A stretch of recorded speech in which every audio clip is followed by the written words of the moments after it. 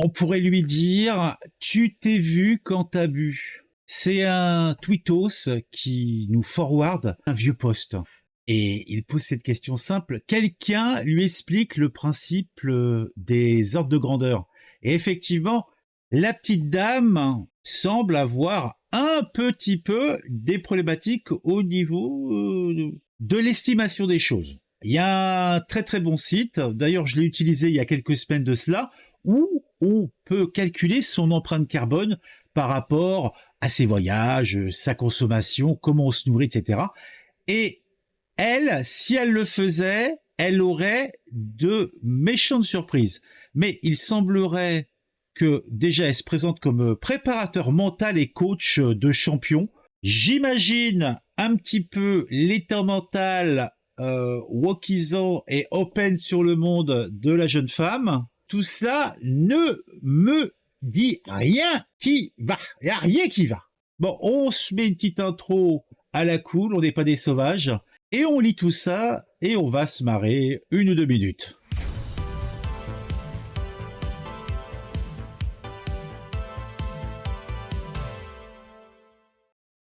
Le post en question doit dater de l'après-Covid, ou pas très loin. Il fait référence plusieurs fois à cet événement. Quelqu'un lui dit: ton impact carbone est catastrophique après un tour du monde. En tout cas, c'est ce qu'elle entendait. Mais elle désarme pas, elle nous dit: voilà une phrase que j'ai pu lire sur les réseaux sociaux. Voilà encore une personne qui s'ennuie beaucoup. Oui, effectivement, il y a des chances qu'elle s'ennuie beaucoup, parce que lire ce genre de post énerve parfois, ça vanne souvent, mais qu'est-ce que t'as besoin d'aller nous raconter ta vie, quoi? Contente-toi de mettre tes photos sur Instagram, et puis ça suffira largement.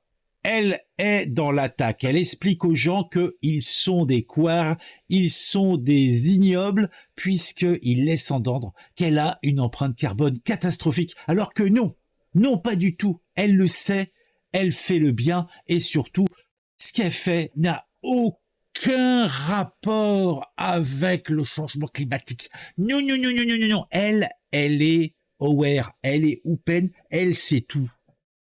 En tour du monde, certes, j'ai dû prendre de nombreux avions, car les frontières terrestres étaient fermées à cause du Covid.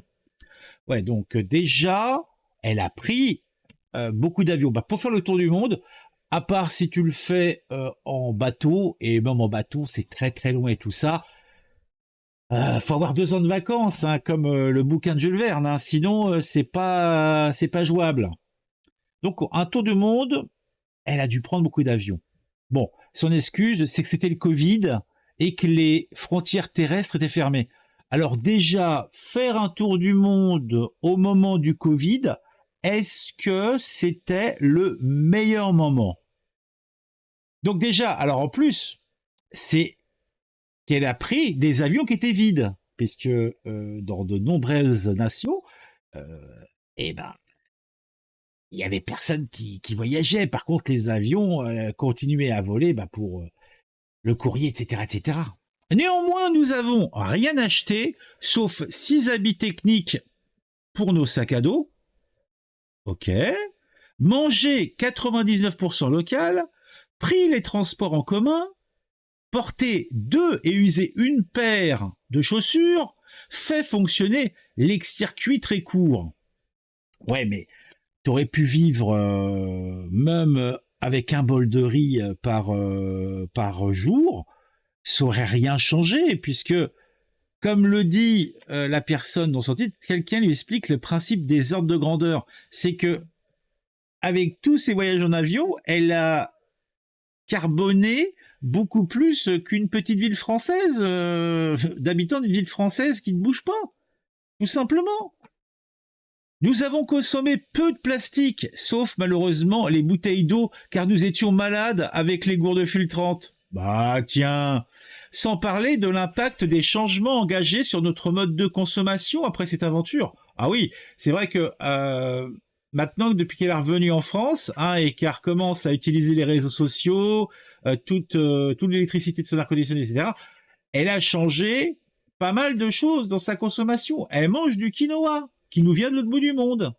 Partout dans le monde, les locaux balaient devant leurs portes. Je vous invite à en faire de même. Et vous, quelle phrase trouvez-vous complètement hors de propos? Bah, chaque mot que tu as dit, la bobotitude à son paroxysme, elle est, je n'en doute pas un seul instant, membre de EELV. Hein, et elle a fait le tour du monde avec tout ce que ça implique, mais elle s'est jamais posé de questions. Pour elle, elle est dans le bon chemin. Bon, bah, je vous laisse en tirer les conclusions que vous voulez, mais pour moi, c'est chaud quand même. Alors, déjà, on va regarder un petit peu ce que ça raconte. Le premier est dithyrambique. Il est derrière la fille. Ça doit être un copain, je sais pas. Mais tais-toi donc, t'es juste giga jaloux. Elle est éco-responsable. Et même en voyant Jean là où plein de gens s'en fichent, ça me rend heureuse de voir des gens profiter de la vie sans gêner les autres. Soyons contents que ces personnes nous partagent des beaux paysages. Oui, bah, il n'y a aucun problème. Dans l'absolu, tu voyages, tu fais ce que tu veux, mais ne va pas dire que tu as une démarche éco-responsable. Moi, par exemple, je voyage pas, mais parce que j'ai pas de pognon. Hein, sinon, je verrai avec grand plaisir.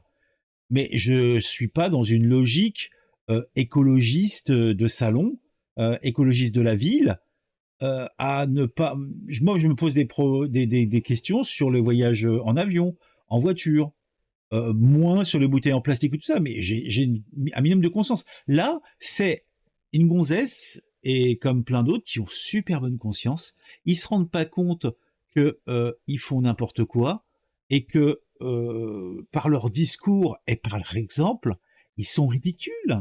Alors, bon pote, j'ai une empreinte carbone équivalente à 20 personnes, mais je bois une gourde. Il faut lui suggérer de simuler son empreinte en 5 minutes. Elle aura su que son poste était déplacé et aurait supprimé. Oui, bah moi je l'ai fait. Hein. J'ai pas été sur Bon Pote, mais j'étais sur un autre truc. Et moi, je crois que j'étais à 4 tonnes, 4 tonnes et des soupières par an. Ce qui est, somme toute, beaucoup, mais on peut difficilement faire moins, hein, j'ai l'impression. Hein, donc si vraiment tu es hyper pointu, tu vas faire 2 tonnes. Et en fait, c'est pas neutre, quoi. C'est impossible, là, pratiquement. Voyager pendant la période Covid, de base, ça montre quelle personne irresponsable elle est. Ouais, c'est pas faux. Ça me fait penser à ce collègue. Je trie mes bouteilles en plastique, je peux bien profiter de mes voitures de sport, bordel. Ouais, voilà, c'est ça. Je répondais rien, il s'énervait tout seul contre des ennemis dans sa tête. Partons du principe qu'elle a raison sur tout ce qu'elle dit. Son impact carbone est faible, ok, mais il reste positif quand même. Et tout ça pour le loisir de se promener en touriste. Donc par pur plaisir égoïste, elle assassine la planète. En bande organisée, avec son mec. C'est pas la truite la plus oxygénée des ruisseaux. Il a pas tort, il a pas tort. Je fais un régime en ce moment. Bon, ok, je mange 5 gigatacos par semaine, mais à côté, je mange des légumes tous les jours. Je vais à la salle, j'ai remplacé les sodas par de l'eau. Moi, je voyage tous les mois, je consomme comme j'ai envie et je m'en fous comme de l'an 40 de qu'en dira-t-on. Apprenez à ne pas vous focaliser sur le jugement des autres. La vie est plus simple. Oui, non, mais à la limite, c'est un choix, il n'y a pas de souci, mais tu n'es pas dans la logique du ah non, mais je suis hyper écologiste dans ma gestion des choses. Non, bah non, voilà. Un Paris-New York, par exemple, je crois que c'est déjà l'empreinte carbone maximale annuelle qu'on devrait avoir. Bref, un voyage en avion, c'est 450 paires de chaussures, au pif évidemment, mais l'idée est là. Je me demande, certes, directement, il a consommé plus, mais est-ce qu'indirectement, il a consommé moins? Plusieurs mois de récolte à très grande échelle, plus l'industrie textile qui est plus influente, etc. En vrai, ça se pose, je pense. Non, il y a rien à se poser. Il y a pas de question à se poser. Il n'y a pas d'histoire de ah bah parce qu'il a utilisé des semelles en crépi ou il a bouffé un bol de riz. Non, ça change rien. Parce qu'il aurait pu avoir cette même gestion dans son quotidien. Donc le plus est plus, c'est tout, ça s'arrête là. Franchement, vu la consommation de certains depuis chez eux, je vous conseille de faire un sobre tour du monde. Vous dépenserez au lieu de polluer depuis votre salon et votre vie de citadin à 1000 à l'heure. Non, non, bah non, là aussi c'est une histoire d'amplitude. Il faut vraiment y aller hein, pour consommer autant que dans un avion, en sachant qu'il faut que ça soit un avion plein.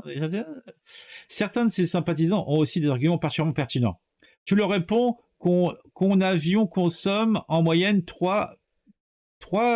5 litres au 100, soit 2 fois moins que la plupart des voitures. Tu leur réponds qu'un avion consomme en moyenne 3 litres 5 au 100, soit 2 fois moins que la plupart des voitures. Ah mais sérieux. Rien qu'un volume d'avion, on explose notre empreinte carbone pour une vie. Quand même beaucoup d'acharnement sur cette personne, alors qu'en vrai, elle fait des efforts considérables pour maîtriser son empreinte carbone.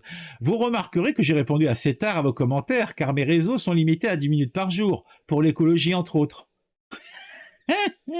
Bon allez, je pense que je vais arrêter là, mais sérieux.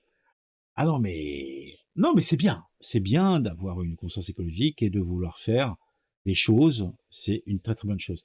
Par contre, faut un minimum réfléchir quoi, faut un minimum réfléchir.